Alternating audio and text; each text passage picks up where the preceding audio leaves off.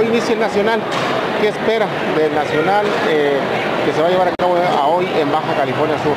Bueno, ya es un éxito total, absoluto, rotundo. Hemos sido acogidos por este hermoso estado, con mucho cariño, con mucho apoyo, y lógicamente pues nuestro gobernador ha dado las facilidades, así como la presidenta municipal de La Paz, para poder llevar a cabo este importante evento, donde hay muchos festejos, donde hay mucha actividad importante para la federación.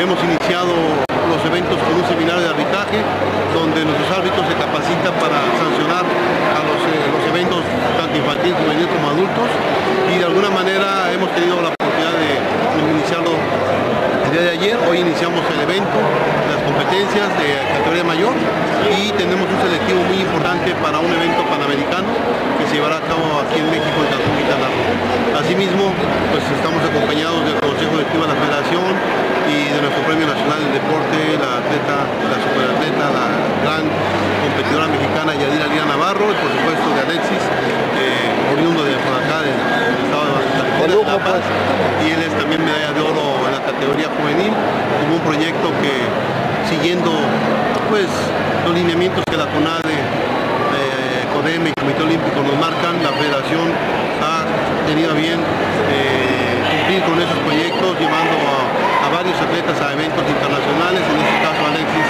pues como ustedes bien saben, nos ha contestado gloriosamente con una medalla de oro, ¿no? En Canadá. Y lo que tenemos, lógicamente México debe estar entre los tres primeros del continente. Vamos por el primer lugar, que ya hemos tenido, que ya lo hemos logrado, y por supuesto para el Campeonato Mundial categoría mayor, que es en París del 20 al 25 de noviembre.